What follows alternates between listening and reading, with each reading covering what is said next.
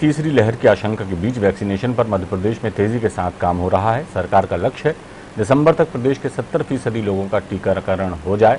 इस अभियान की कमान संभालने वाले स्टेट वैक्सीनेशन ऑफिसर डॉक्टर संतोष शुक्ला ने न्यूज वर्ल्ड से बातचीत में कहा कि प्रदेश के लिए उन्होंने केंद्र से हर सप्ताह 25 लाख वैक्सीन देने को कहा है, जिसमें प्रतिदिन 6,25,000 टीकाकरण का लक्ष्य पूरा किया जा सके।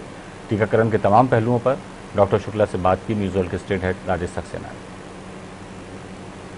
डॉक्टर संतोष शुक्ला जी हमारे साथ में हैं, स्टेट वैक्सीनेशन ऑफिसर। जिस तरह से कोरोना की जंग और कोरोना की जंग में वैक्सीनेशन यानी टीकाकरण बड़ा हथियार, लगातार जब तीसरी लहर की बात हो रही है, थर्ड वेव की बात हो रही है, तो यह भी कहा जा रहा है कि तेजी के साथ टीकाकरण हो, तेजी के साथ वैक्सीनेशन का काम हो और सारी कुछ जिम्मेदारी डॉक्टर संतोष शुक्ला जी संभाल रहे हैं मध्य प्रदेश की। उन्हीं से चर्चा करेंगे, जानेंगे कि आखिर वैक्सीनेशन को लेकर क्या कुछ इस समय मध्य प्रदेश में चल रहा है, क्या कुछ गति वैक्सीनेशन की है। डॉक्टर साहब, सबसे पहला ये कि वैक्सीन को लेकर क्या कुछ ताजा स्थिति इस समय मध्य प्रदेश में? देखिए, अभी हम लोग देख रहे हैं कि 15 तारीख को 5,10,000 नागरिकों को टीकाकरण किया। बहुत सुखद स्थिति मानी जाती है। देश में हम लोग नंबर 1 पे रहे और 16 जनवरी को जब हमने टीकाकरण कार्यक्रम संचालित किया था, पूरे देश में हुआ था, तो हेल्थ केयर वर्कर में भी 95% कवरेज के साथ हमने देश में अपना नाम कमाया था। तो इसके लिए मैं पूरा क्रेडिट देना चाहूंगा जन सहभागिता, क्योंकि टीकाकरण उन्हीं को करवाना है। वो स्वयं, जब से हमारा युवा वर्ग 18 से 44 साल का उम्र के जो बंधन था, उसमें वो हम लोग को खुलापन मिला, तो उससे फायदा ये हुआ कि हमारा टीकाकरण की दर बहुत तेजी से बढ़ना चालू हुई। आज 1,44,00,000 नागरिकों का टीकाकरण हम कर चुके हैं और इसके लिए हमने कई प्रकार की नीतियों में भी परिवर्तन किया और उसके लिए हम धन्यवाद देना चाहेंगे हमारे माननीय मुख्यमंत्री जी को कि जिन्होंने ग्रुप ऑफ मिनिस्टर्स का एक कमेटी बनाई और उसमें कुछ ऐसे निर्णय लिए गए जो भारत शासन में हम लोग को उपलब्ध नहीं थे। जैसे आपको बताएं कि हमने एक हाई रिस्क ग्रुप का कंसेप्ट बनाया। आम आदमी के साथ जो लोग जुड़े रहते हैं, वो हमारे घर में काम करने वाली बाइयां या फिर हमारे दूध वाले, फल वाले, सब्जी वाले, केमिस्ट आदि आदि, जिनसे हमें लगातार संपर्क करना पड़ता है। और अगर वो टीकाकृत नहीं है और इन्फेक्शन ग्रसित हैं, तो हमारे यहाँ भी इन्फेक्शन घर में आ सकता है। तो उनको चिन्हित करके एक समूह में उनको टीकाकरण करना, सोसाइटी के अंदर जाके आपने देखा होगा कि हमने समूह में जाके टीकाकरण कर रहे हैं, तो वो एक बहुत बड़ी उपलब्धि है। दूसरा, ग्रामीण क्षेत्रों को लेकर ये बात सामने आती है कि वहां पर टीकाकरण को लेकर तमाम सारी प्रॉब्लम आ रही है, लोग जागरूक नहीं है। तो ग्रामीण क्षेत्रों में क्या कुछ स्थिति है? ग्रामीण क्षेत्रों में अभी शुरू में तो भय और भ्रांति का वातावरण रहता है, जब तक लोगों को एहसास नहीं हो जाता है टीकों का। और जैसे ही टीके लग जाते हैं तो डबल सुरक्षा, डबल विश्वास का एहसास हो जाता है। और ये मैं देख रहा हूं कि प्रदेश में अभी हम लोगों ने शिक्षा विभाग से समन्वय किया। जो हमारे कॉलेजिएट एजुकेटेड स्टूडेंट्स हैं और टीचर्स, उनको हमने एक युवा शक्ति कोरोना मुक्ति अभियान से जोड़ा है। इसके अंतर्गत 10 लाख छात्र छात्राओं को हम प्रशिक्षित करने जा रहे हैं।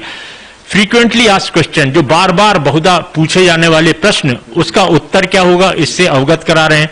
और ये एक बहुत बड़ा हमारे लिए संबल होगा पूरे कार्यक्रम को कायाकल्प करने के लिए कि लोगों में जो भय और भ्रांति, शंका, कुशंका, वो डर खत्म हो जाएगा। और इसी का कारण है कि ये प्रारंभिक हमारा रुझान दिख रहे हैं 5,10,000 का टीकाकरण की बहुत तेजी से ग्राह्यता और स्वीकारता लोगों में पहुंच रही है। वैक्सीन की उपलब्धता की अगर बात करें, बीच में जिस तरह से देखा गया कि वैक्सीन नहीं आ रही थी, अब पूरी तरीके से उपलब्ध है? जो टारगेट अचीव आप करना चाहते हैं? देखिए, आप सबको मालूम है कि हमारे पूरे देश में मात्र 2 निर्माता हैं। उत्पादन की क्षमता सबकी सीमित रहती हैगी और जैसे जैसे टीकाकरण लोगों की चाहत बनता जा रहा है, उसके हिसाब से हमें उपलब्धता भी मिलती जा रही है। और 21 जून से जब भारत शासन द्वारा पूर्ण रूपेण टीके उपलब्ध कराए जाएंगे, तो हमें उम्मीद है कि हमारा जो लक्ष्य हम लेके चलने वाले हैं वो 6,25,000 प्रतिदिन का। तो हमने मांग भी की है कि 25 लाख टीके हमें प्रति सप्ताह भारत शासन उपलब्ध कराए और हम अपना लक्ष्य लेके चल रहे हैं कि दिसंबर के अंत तक हम लगभग 70% लोगों को पूर्ण टीकाकरण कर लें।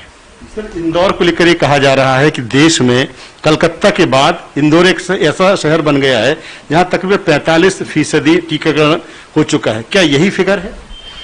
मेरे ख्याल में इससे ज्यादा है। 48% का आंकड़ा मेरे पास है, और सिर्फ आंकड़ा नहीं है, ये हकीकत है। मैं आपको बताऊं कि स्वच्छता अभियान में मध्य प्रदेश नहीं पूरे देश में इंदौर टॉप कर रहा है। तो उनके पास एक टीम वर्क है, पॉलिटिकल कमिटमेंट है, और सेवा भावी वहां पे जनता है, और बड़ा उत्साह से कोई भी अभियान को वो ग्रहण कर लेते हैं। एक छोटा सा आंकड़ा आपको विश्वास दिलाएगा। अभी मैंने एक जानकारी प्राप्त की कि मध्य प्रदेश में ड्राइव इन यानी जहां गाड़ियों पे जाके आप टीका लगा सकते हो, किस सिटी में कितने टीके लगे। 1 जून से आज सिर्फ 15 दिन है, 66,700 लोगों को टीका लग चुका है सिर्फ वहां पे।